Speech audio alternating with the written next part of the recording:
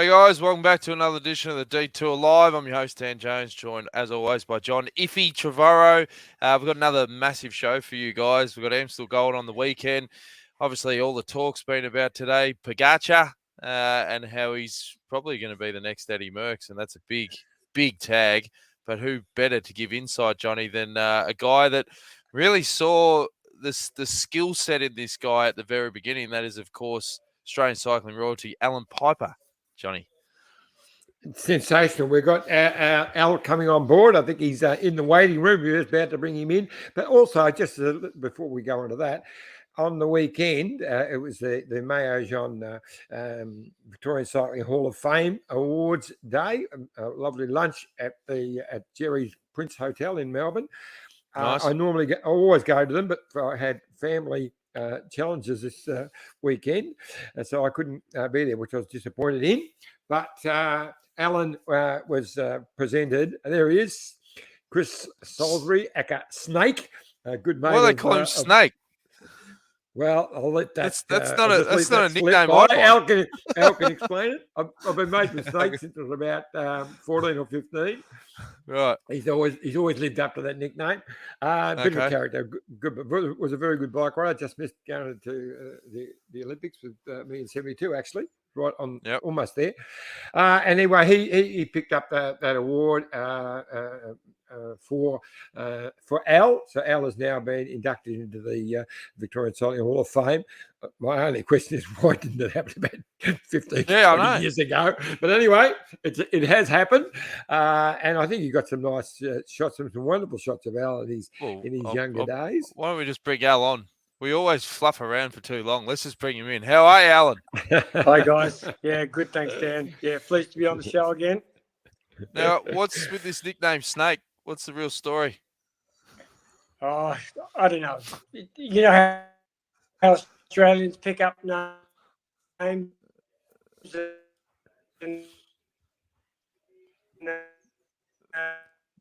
Oh, no. We've got problems with your Wi-Fi, Allan. You're cutting in and out. Oh, no. He was just about to explain the whole reason why we call him Snake. Yeah, do you want to try your Wi-Fi connection again, Allan? I don't know what's going on, mate. Must be the service in Belgium. Give us a second. Okay, give us a second. I'll have a look. Right, mate. We'll give Allan time in the Wi-Fi sit. Well, what are you doing? There were some great shots of Al from a little kid. Okay. Yeah, that's great. These early days. Yeah, it's a 15-year-old, I think, or 14-year-old racing. Alexandra is where he lived for a while. Lived down Gippsland, Alexandra, Geelong. That Wi-Fi is better now, I think, Allan. Can you hear us? Yes, very good. All right, perfect. We're just going through some of the photos that we plucked out from the Victorian Hall of Fame. We've got a great one here. When was this? Late 70s with Phil Anderson. Yeah, 1979 or 1980, something like that. Yeah. There's some really good shots in there too, actually. They showed these as a little combination. This is the last win before I think you went over to Europe. I think I saw in the description or one of the last few wins. Around about 1980, I think. Yeah. But there was one criticism. The best photo they got of your Peugeot days was this one. So, with Yatesy. Sure. With Yatesy. Yeah. Yeah. That's my old mate Yatesy, that's for sure. Yatesy looks like something off Miami Vice with those Ray-Bans. Well, Yatesy and I did Rendezvous of London on Sunday on the Vespa together. We were like Dumb and Dumber, flashing through Flanders Hills and leaning down on the scooter there, giving bid-ons to UAE. It's so much fun. Oh, that would have been awesome. Yeah, I mean, what was the vibe like? We had a chat with who did we speak to on Monday? Scotty Sunderland. Yeah, about the weekend, and you could just tell he was so rapt to have like the crowds back and like the true Flanders, back in action. It must have been a pretty big buzz on the ground there. Yeah, it was pretty amazing actually, and probably the first time in 20 years I haven't been inside the race itself with a team. So even though I got a pass and a sticker that we could ride our scooter around, but so I was more or less one of the punters, going from place to place, and that was really a buzz and great fun. The atmosphere was enormous. Yeah, just every climb I went to, you know, masses of people was really like the old days, maybe even more. Yeah, Well, that's a good. question I was going to throw at you, Al, because you know the Tour of Flanders has always been a huge race. It's always been, you know, Belgium's form of the Melbourne Cup, maybe even bigger to the Belgians than what the Melbourne Cup is to us. That's how huge it is. But the changes from your days, you rode quite a few rondas, and it was a great race for you. You always stepped up for the ronda. But the changes in the race between your day to now, what would you say significantly has changed? Well, firstly, the big change is that it's not point to point anymore. They more or less do some laps in the final in the Flemish Ardennes.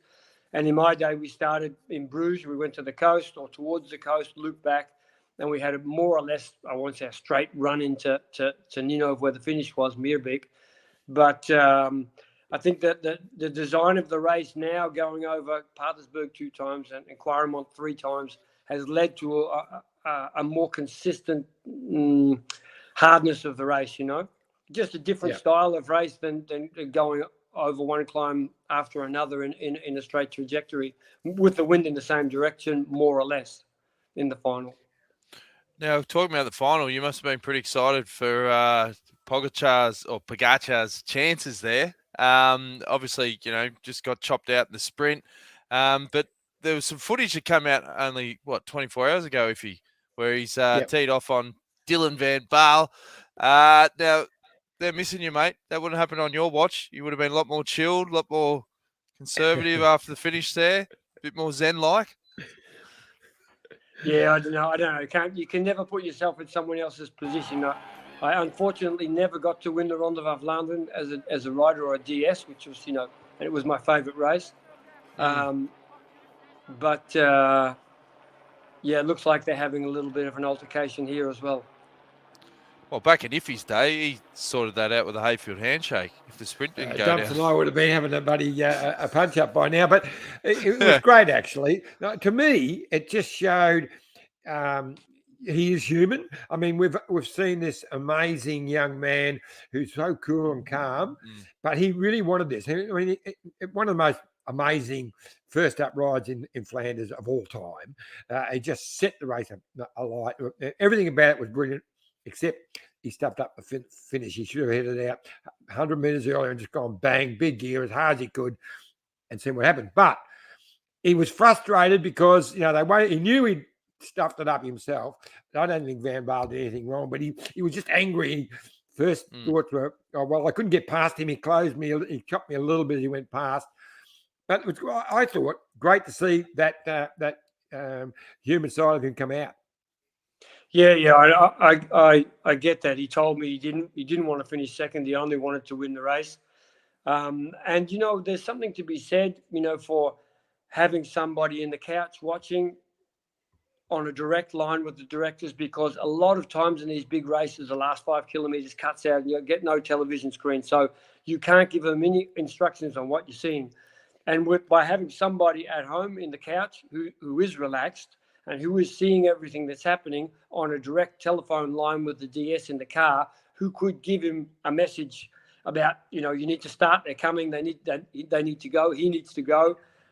Something like that, you know, is really critical. I remember a few years ago in Ghent-Wevelgem, I was in the car with Fabio Baldato. We had Valerio Peiper at home, and there was a dust storm going through the white streets in Ghent-Wevelgem, and we couldn't see where the riders were. Our television dropped out.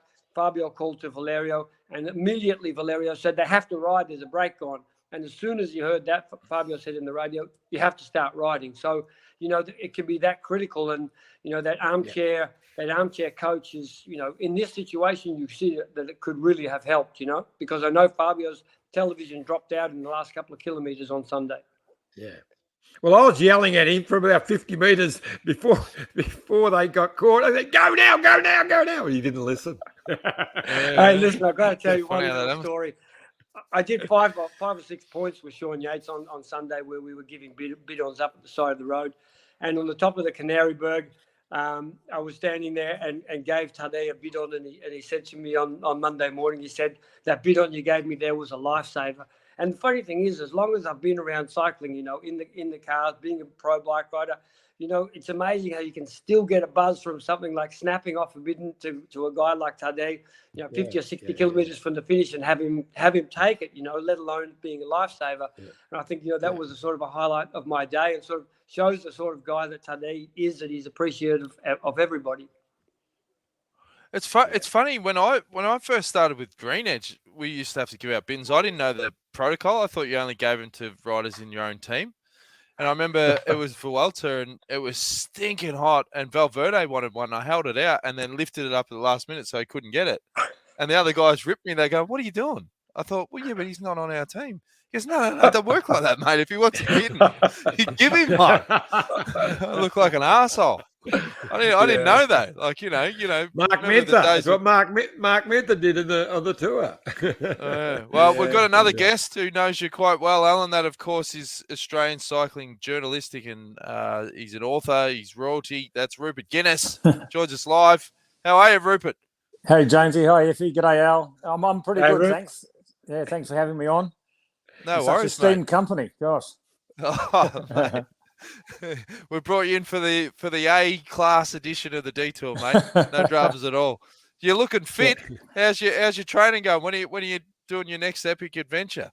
Oh, look, I've just come back from a pretty hard block of training, like 1,800 kilometres in 7.5 days, which began the first day and a half was, well, the first 24 hours was a 24-hour race I did in Tailem Bend in South Australia. And then straight after that, most people would have a rest after a 24-hour race, but we continued on for the next 6 days and rode from Tailem Bend through Victoria, and then finished up at the top of Falls Creek on Saturday night at about 9:30 with howling wind and rain. And funnily enough, the very last, got through the whole 7.5 days, not one puncture, no crashes. And then the very last pedal stroke at the top of Falls Creek in the dark and the rain and the wind, I got blown over by a bloody gust of wind. And next thing, I'm flat on my back like an upside down turtle, asking for the crew chief to come and help me. He thought I was taking the piss.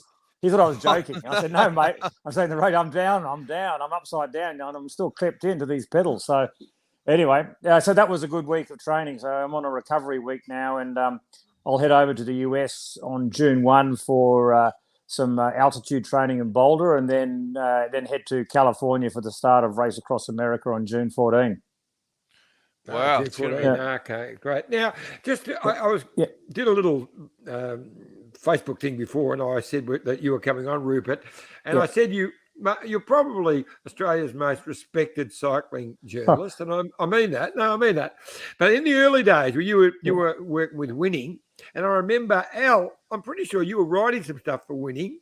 Was Rupert your editor back in those days? That's right. Rupert was my editor. Yeah, I was still writing then when I started to write for Winning magazine.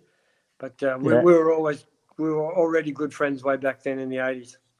Yeah. I remember. It's funny, you're talking about Tour of Flanders, and my first Tour of Flanders was in 1987, and I remember standing there at the finish at Meerbecker, and I only just arrived like several days before from Australia, and I didn't understand what the hell had just happened. I'd followed the race in a press car, and turning left and right up these bergs down into winds. This is in the press car, but my mind was completely bamboozled, and I went to the finish line, and then I remember Phil Anderson. He didn't have a great race on that one, and everyone knows how much Phil Anderson and Al would testify this. What Tour of Flanders meant to him, and he came second twice, and Phil was just sort of out of breath and really just didn't want to talk then, I remember. And he said, "I don't know, just go and ask Allan. The team's up at his house up the road." So I just meandered up the road, and there was a house with Panasonic cars in there, and I just wandered in, and and Al, to his credit, just said, he just came in and sat me down in the kitchen. We had coffee and biscuits. He just told me what had just happened, which I had no idea. Meanwhile, Peter Post was he'd taken over the house, and he was, I remember the other teammates were sort of getting changed and showered, sitting in the living room. Obviously, it wasn't a good day at the office for the team. And I remember Peter Post, and Al would testify that he has an imposing personality, put it this way. And it was his house for that time. and he was just saying "God for Domo," he was pretty pissed off how the day turned out. But Al was just there calmly, just trying to educate this young, naive journo who didn't know anything of what had happened and give me some semblance of an understanding. And he did it really well, and not that I came out of it like with a masterclass degree in bike knowledge, but he helped me certainly get a very good understanding. And, our friendship, obviously as a journo, I thought, well, Al's a good guy at explaining stuff, for background as well.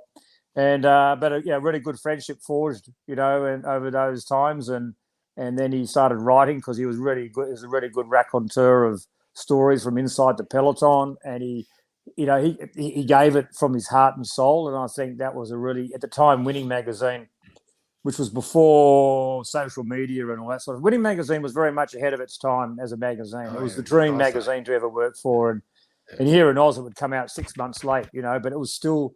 You would read it in Australia, and you'd read every single word of, the detailed reports of the crosswinds and the early morning fog that hang over Flanders, and the sort of the glow of a sunset over Flanders, and because it was very descriptive of how you had to write it, because you didn't have live TV here, you didn't have social media giving updates or photos. You really had to write and describe the conditions and the environment where you're at.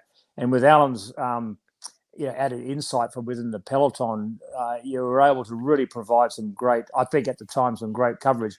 And obviously at the end of the day, Al was very good at it. So it was better for him to write his pieces. And the traction of his pieces, was immediate, absolutely immediate. And, his book, The Peiper's Tale, is still a book I'd recommend for people to still read today. Fantastic. Because, anyway, so that's it really from that start of Al and I.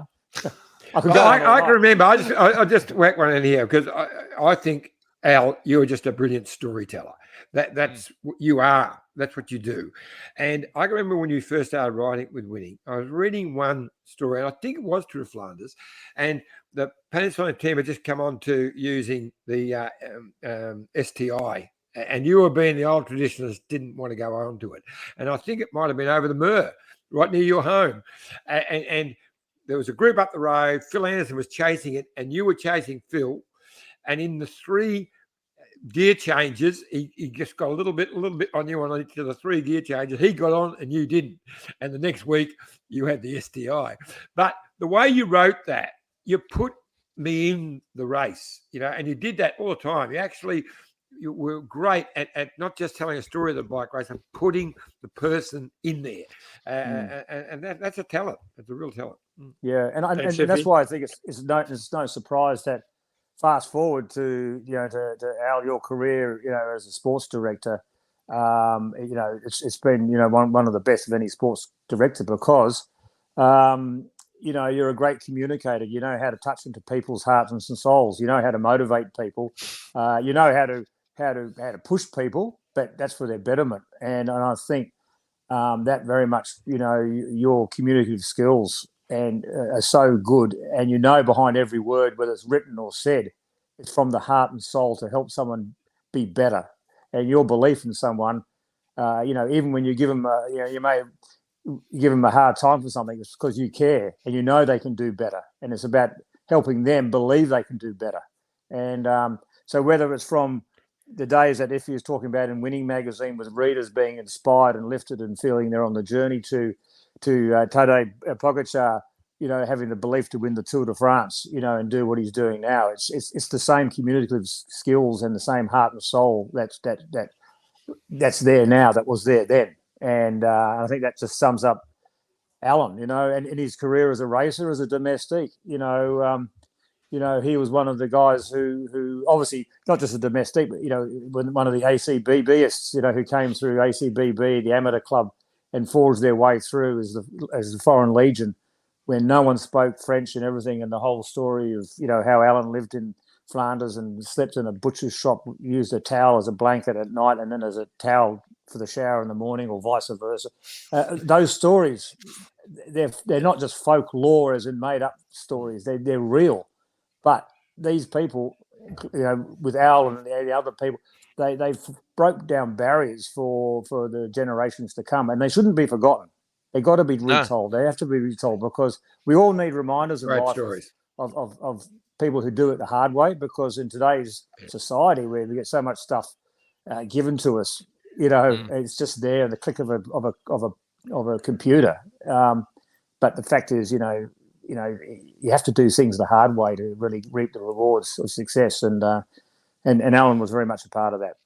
We've got a live comment. Jared Davison says, I was a huge Allan Peiper fan when I was a kid, but Mum, a young single mum, had the hots for Neil Stevens. Because Mum drove me to watch races, I only got to see Allan race when Neil was racing. Oh my God. Oh, that's gold. The blonde mullet, mate. You needed to bleach your hair and add a few more locks at the back. Hey, But, can recall it's a story that, later in Allan's career when, obviously, he didn't, his Palomares, didn't, well, he had some very good wins early in the career, but, obviously as he forged his career as a domestique, and Allan will know what I'm going to be talking about now is with his Giro stage win.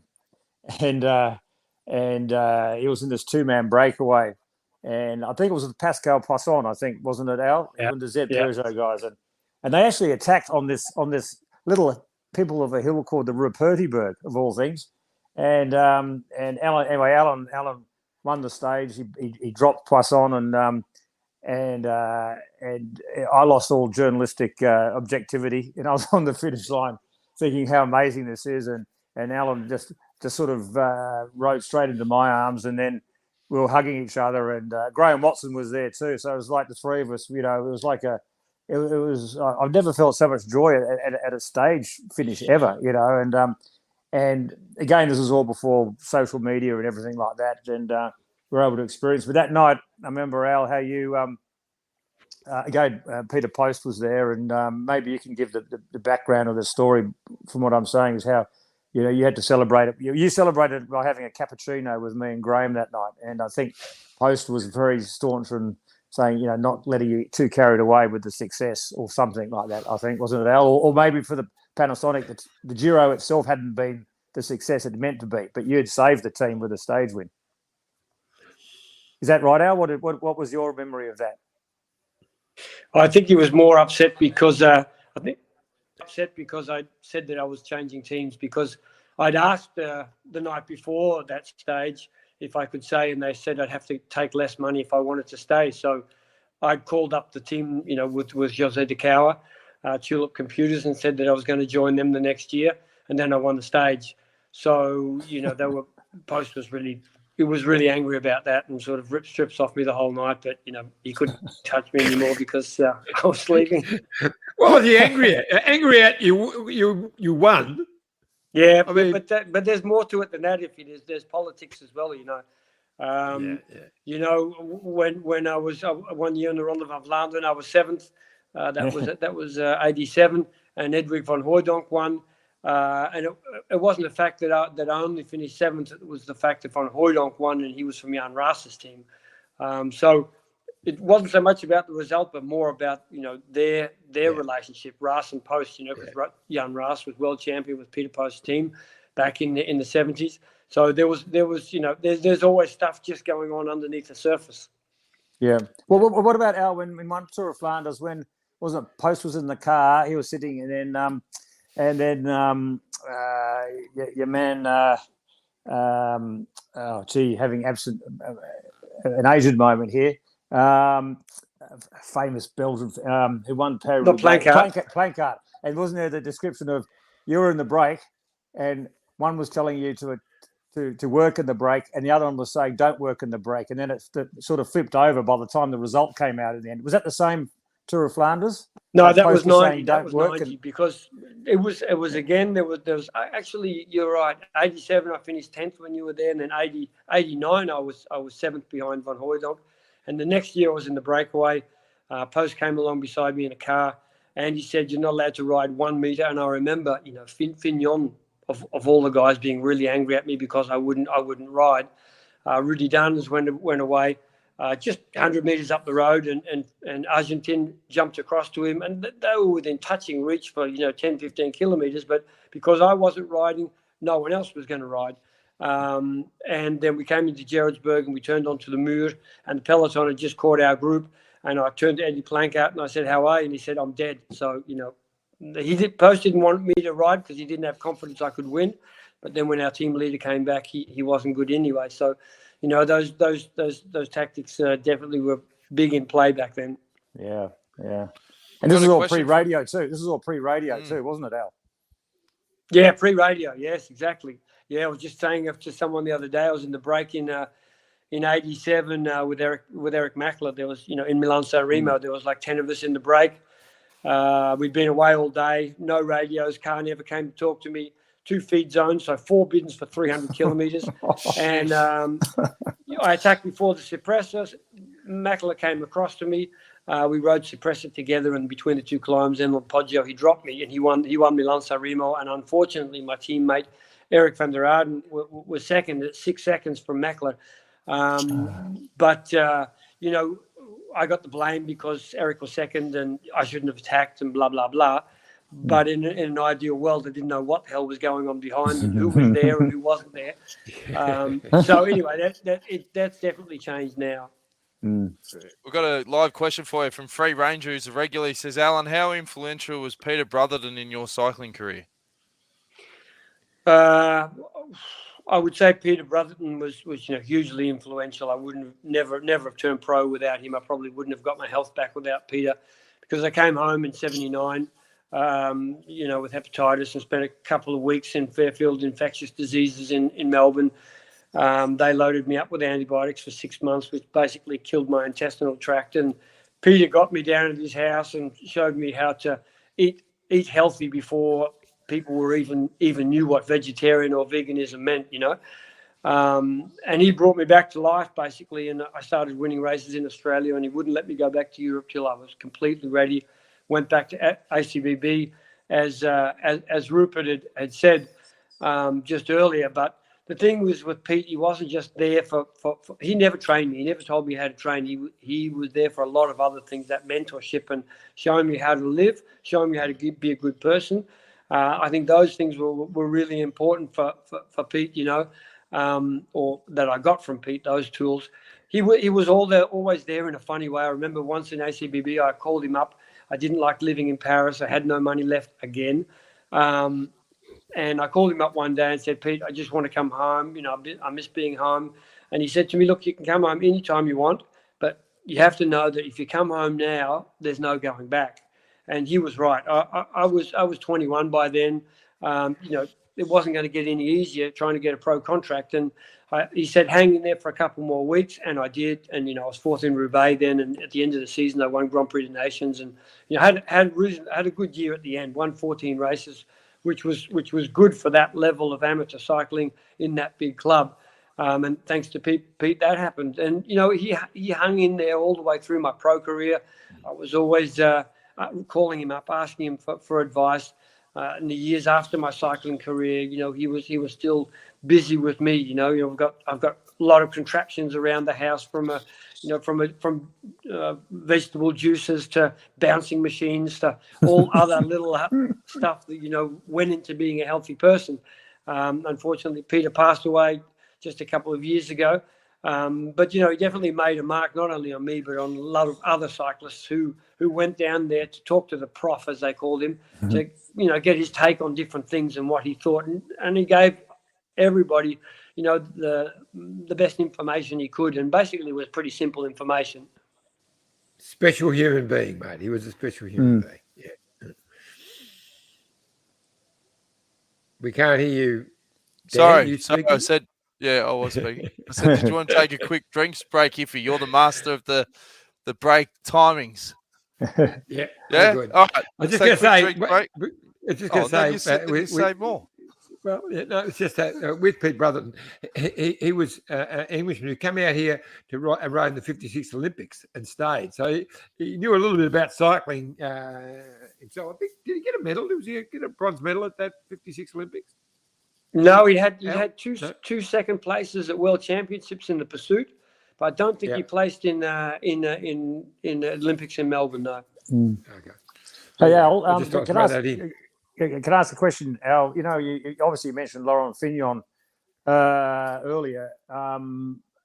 as the years passed, I mean, you and Lauren had a lot of respect for each other, didn't you? I mean, I know as a cycling journalist, I was completely enamored by him as a cyclist and his flair and also his individualism. He always stood up for what he believed in, even though he was different. But I know, and I say that also, he also gave me some lucky breaks with interviews, for example, which he wouldn't give otherwise. So I was forever grateful for that. But he was really a person who I thought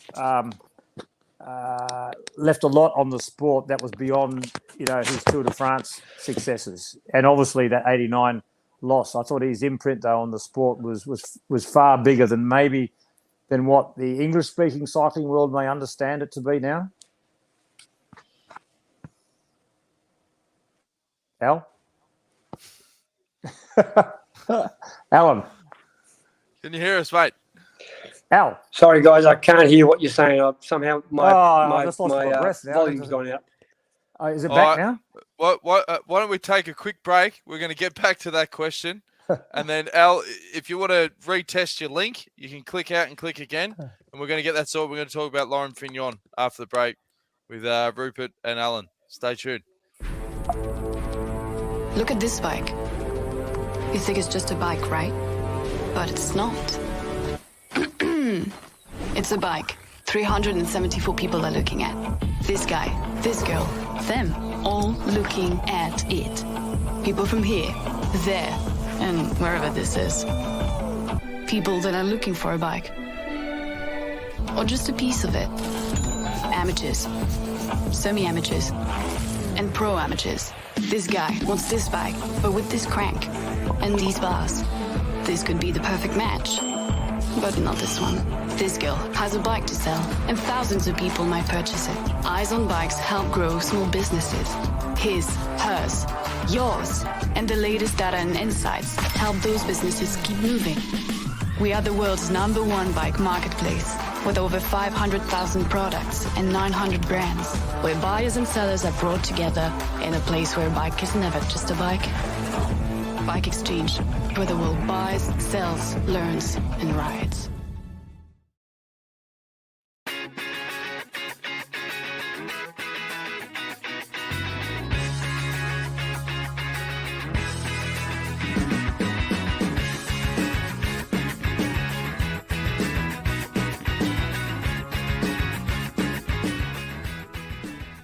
Are you dreaming of the ultimate cycling holiday?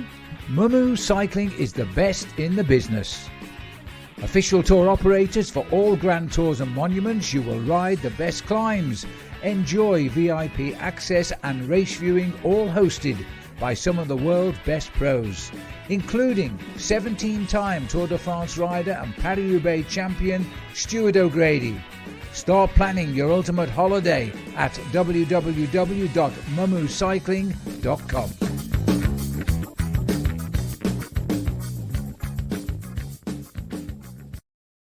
Thanks again to Bike Exchange and Mumu Cycling. Iffy, how are we going? They still moving tickets for the Giro at Mumu Cycling? Yeah, a couple of places, and they're about to announce their big star who's going to be hosting the. It's not you, is it? The group. No. Well, I'll be around, but they've got a bigger star than me. They've got one of the legends of Italian cycling, one of Italy's Chippo. greatest cyclists. That's all I can say at the moment. They're about to announce it next day or so. Jeez, if Chippo was hosting a group, that'd be worth a look.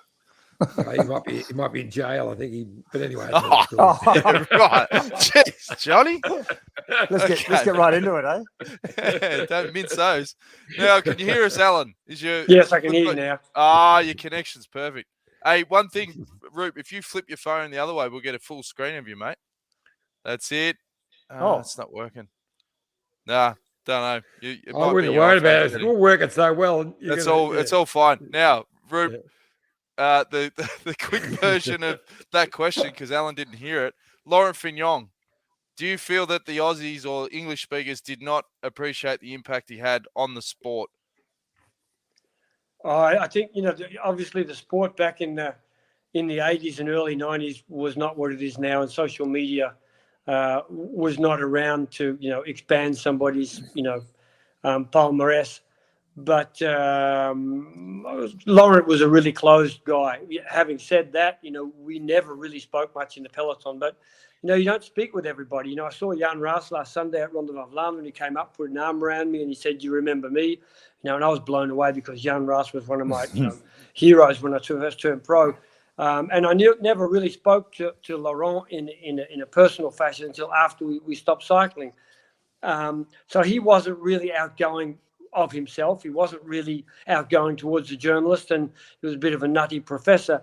And I do think, he hasn't got the acclaim that he should have or could have got, for the races that he won.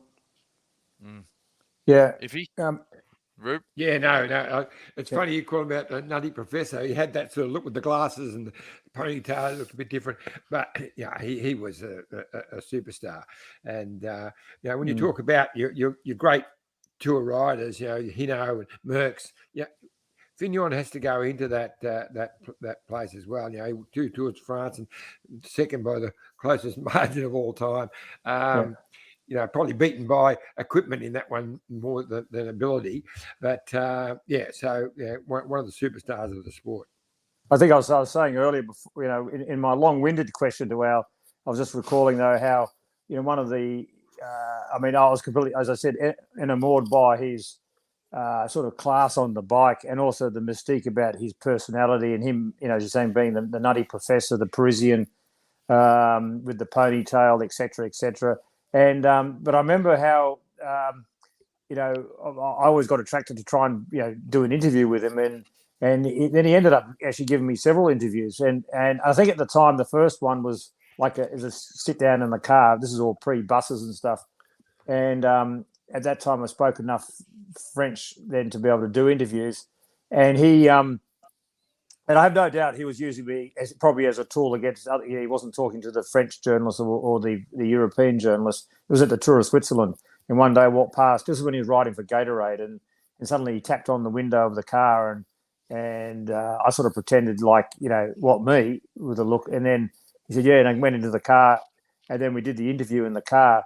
And then no sooner did I start doing that, and suddenly the car's surrounded by all this media and photographers, because suddenly at this point he wasn't actually talking to the media, and suddenly I'm doing this interview, and anyway, the interview was I'm not sure about my questions, but he gave me good answers, which I obviously had to translate later, and it was a bit of a make hay while the sun shines moment, because I was freelancing at the time, and suddenly there was Tagesanzeiger, a German Swiss newspaper, and then other newspapers were saying, "Oh, can we buy that interview off you?" And as a freelancer, suddenly I was selling it to 3 or 4 different publications. So it was a good day for me. And but I remember Laurent, he while he might have been using me as a sort of a poke in the eye to the European media, but we still had more interviews after that. And he's, as Al would probably testify, he's not a guy who would just waste time. He wouldn't have time for fools either.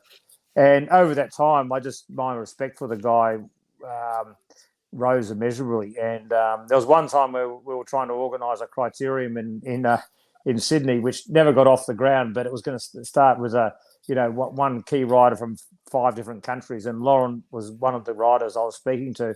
And at the time, he was wanting to do the, and remarkably, he said, "Yeah, I'd love to come." We said, "Look, 1 week's holiday with you and your wife on the Gold Coast, and then come down and do the criterium. You'll be in the French team." I think we had Kelly, Delgado, Phil Anderson, and anyway, and those teams will be filled probably with A-grade club cyclists. But I remember saying, "You guys just do what you do. We need a show." And Fignon said, "Oh yeah, look, I'll come down. The only thing is I'm doing the Grenoble 6 day," and at the time he said, "I'm only doing it for 3,000 francs." And this was like, oh my, that's not much for a guy of his stature. And he was quite willing to come down to Australia and do this criterium, which never got off the ground. But it was just for that price. He could have done the Bakeries. I know. Missed out. Hey, but if I can just add one thing about Fignon, which I really admire, especially in this day and age. Fignon would just ride past the journalists. He was not there to be liked or be Mr. Nice Guy. He was there to race. He didn't want to have all his whole life on in the media. You know, that was newspapers or magazines or television in those days. Whereas these days, everyone is so conscious of social media and being the nice guy, and you know, it's just a different world. And Fignon was very true to himself. You know, he was there to ride his bike, and he wasn't interested about being Mr. Nice Guy. You know, there hasn't been many guys like him that I've come across over the years. And if I can add one other thing, you know, obviously there's, you know, unfortunately he's probably a bit more remembered for his Tour de France loss in '89 to Le Mans, you know, by 8 seconds in that time trial in Paris, and on the last day, than his wins. But I think the grace of him to be able to, it would have hurt so much for him to lose, you know, and to lose like he did on his home in his home city. But also, what got lost in the whole debate was, he lost it on the last day, but his time trial on that last day was still third place in the time trial. He didn't do a bad time trial. He had a cracker of a time trial, and that gets lost in the debate, and also gets lost how Delgado came back from his horrendous when he got lost at the prologue start and lost 2.5 minutes, 2 minutes and 40 seconds, and he still finished third overall at about 2 minutes and 40 seconds. So that Tour de France, that podium was, even though it ended up with Greg winning it in a miraculous way, but that podium was still such a great podium, and that race was so great for not just that last day. You know, Fignon and Le Mans, the lead changed 4 or 5 times between them. I mean, it wasn't just about that last day. And I think it was if great. you talk about Fignon, you have to give kudos to Fignon and Le Mans and Delgado for them fighting tooth and nail 3 ways for coming back from different ways. But it was that tour was so much more than just the Versailles to Champs-Élysées time trial. So much more. Anyway, and moving into the modern era, it's a bit like let's stay back in the 80s. No, but it's a bit like with Roglic. You know, back in 20, he didn't do that bad a time trial. It's just that the Pog did an absolute. Well, for him he did. For him he did, John. Yeah. I mean, if you saw him coming up Planche de Bellevue that day, he did look like a Hubbard with the helmet on. And he did. Yeah, he admitted it. He admitted it. He did. Yeah. But his actual time, like he ran fourth, I think, 4th or 5th in the time trial. But I got a question for you, Al, about today, and that is, a lot of people are sort of, you know, there's a lot of comparisons about how good he is and all this sort of stuff. What does today need around him to get the best out of him? Or is it a case of just let the guy ride, let the guy choose his program? Because George Bennett was saying, even when he won Strata, like, he didn't have much prep. You know, had some, you know, event in UAE, came over, got on his bike, just rode it and won it. He's that good. Well, he is that good. He is that good, Dan.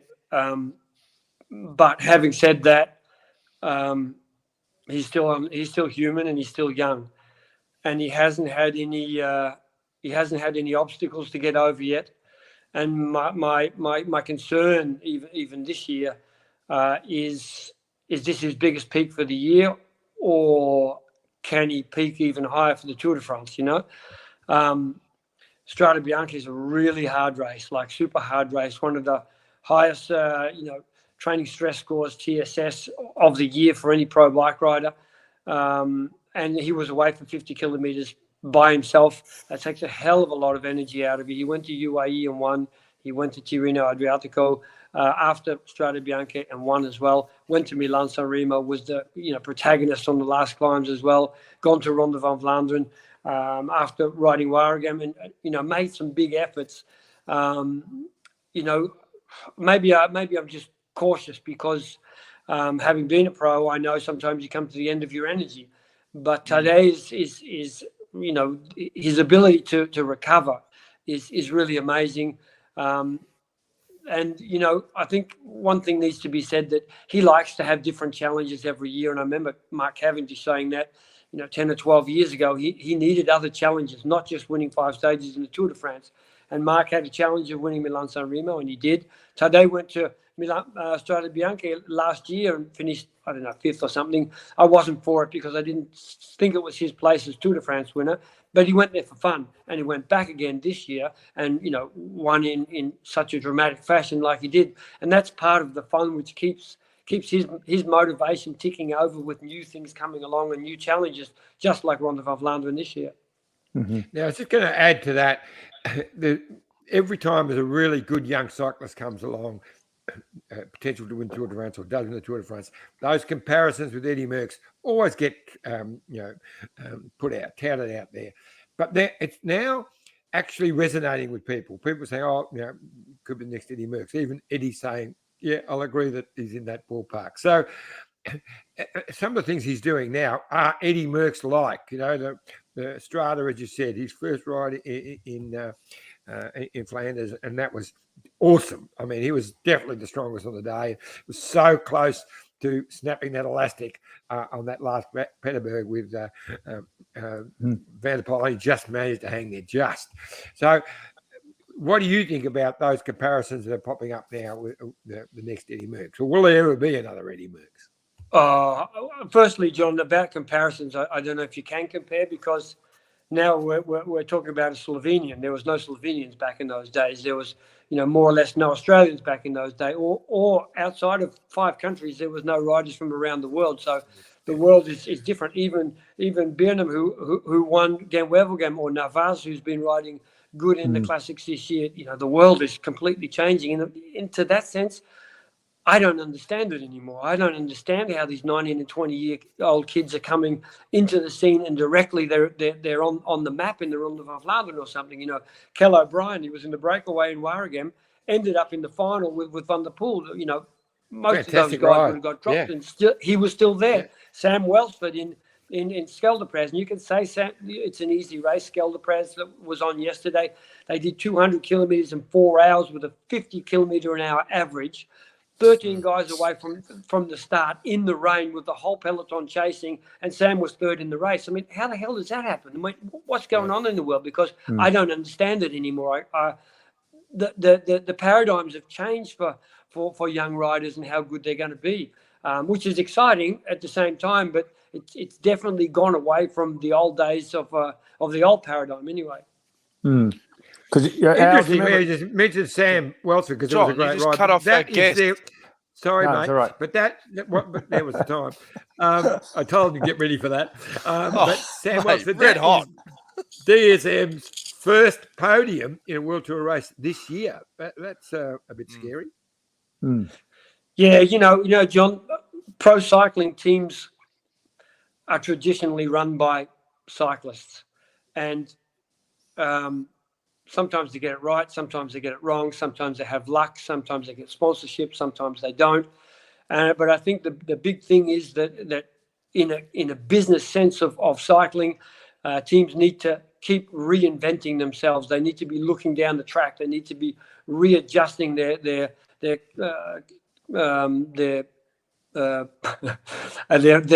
key indicators. Because before you know it, they catch up with it. It catches up with them, and I only wonder if that hasn't happened with the Koenig Quickstep or the Quickstep this year. That too many of their old riders are not performing like they did. And I know they talk about sickness, but they don't seem to have the leaders and the power like they used to. And same thing with DSM. So many of their riders have left.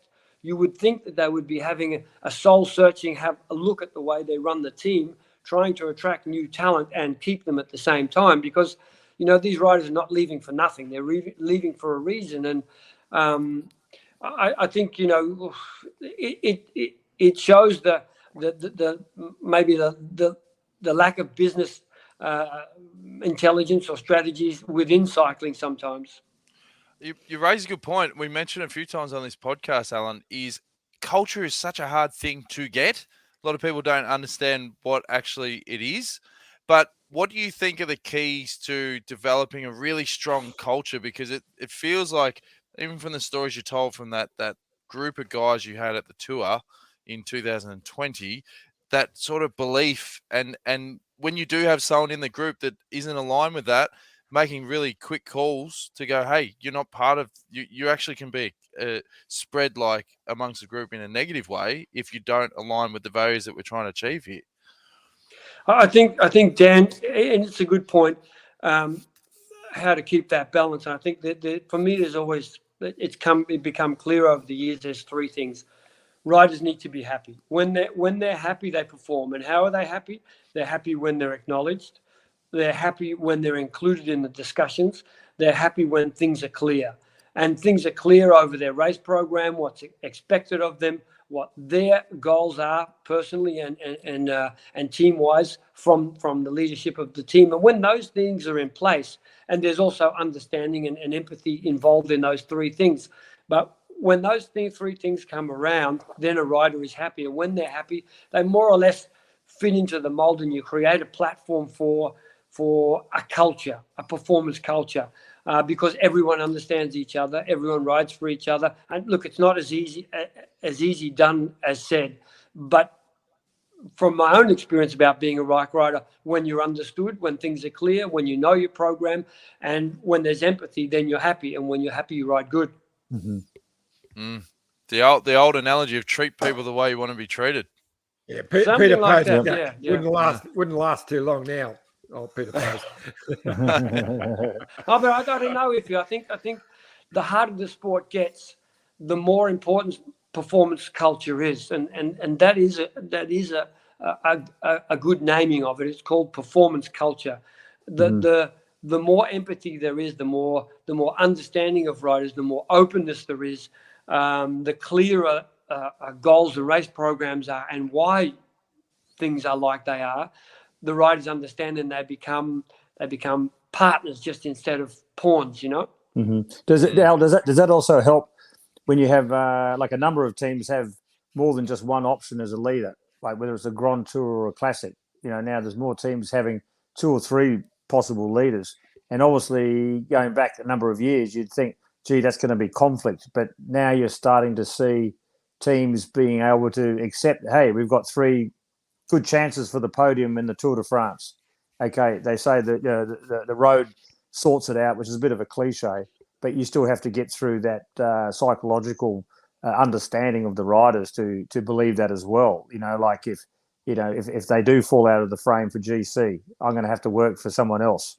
But do you think there's a better understanding among riders to adapt to that now, rather than in the days of Peugeot, for example?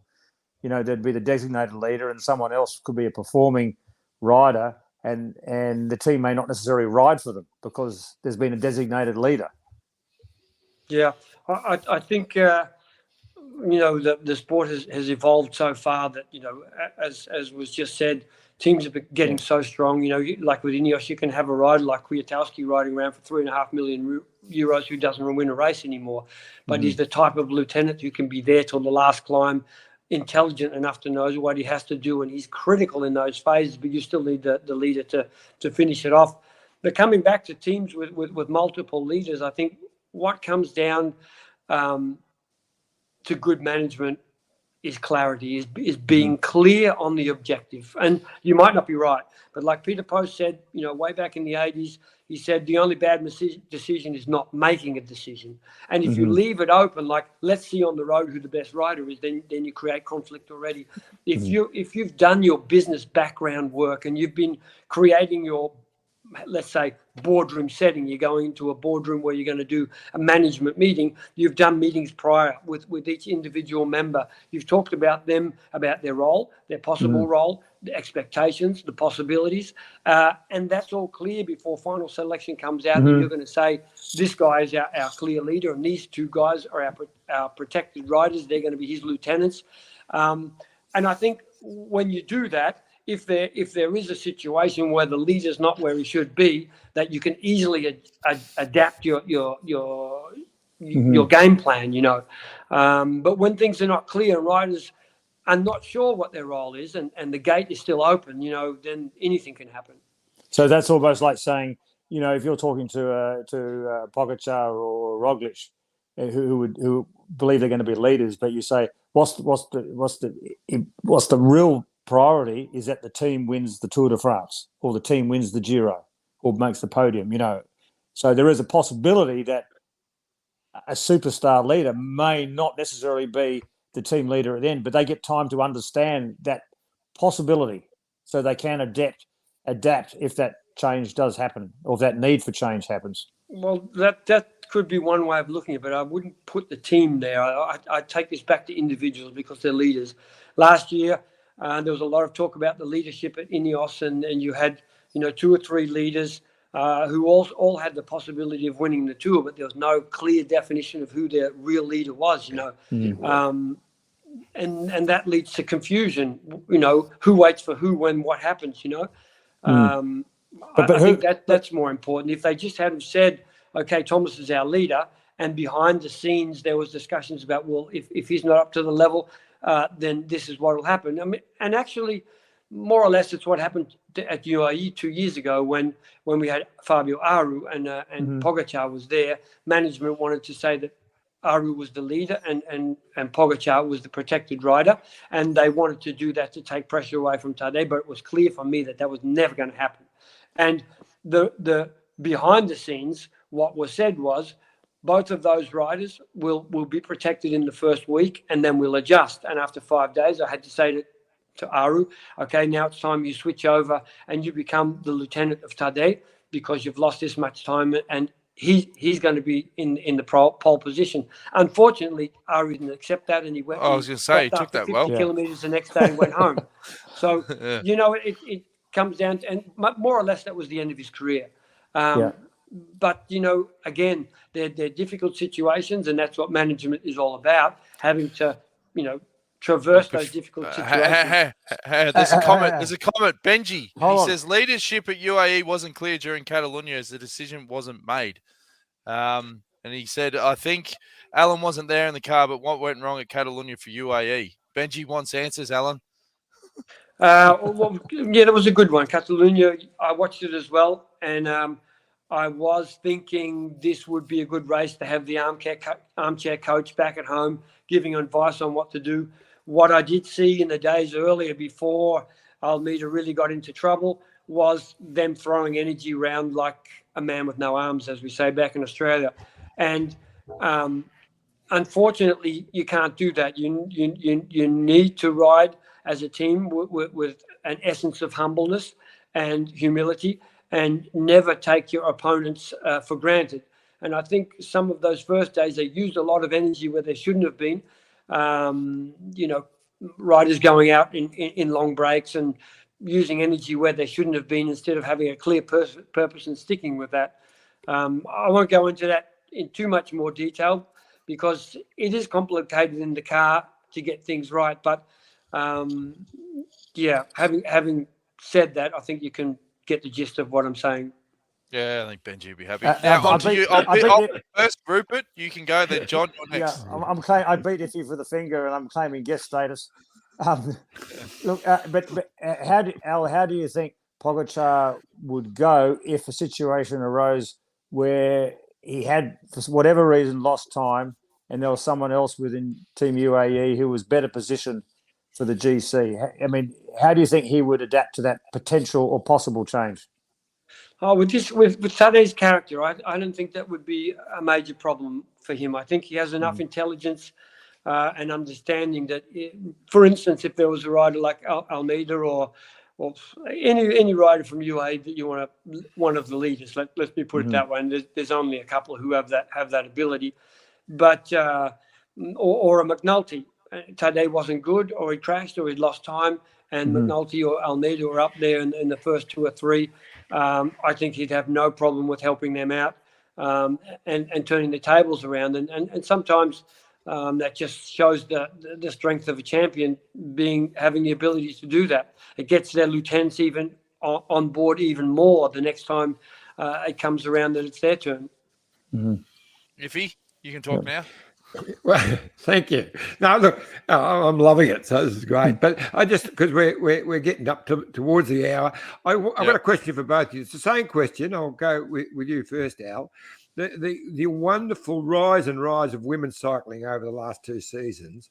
I just wanted to get your opinion of what's happened with all the new races and the prize money and wages all going up. What are your thoughts on where women's cycling is going? Well, that's a can of fish. We could talk for another hour about that, my opinions of that. But look, I'm really, really excited about women's cycling. The World Championship last year was a wonderful finish. The finish the other day, I was screaming for Lotte Kopecky, and I don't even do that for men's races. So I think that the progression of women's cycling, the inclusion of them under the umbrella of world-class cycling and television coverage is absolutely wonderful. When we talk about equal prize money, I only had a discussion a few years ago with Van Garde and Brent Bookwalter about what about if the men don't get prize money, and with that prize money you put on a women's race.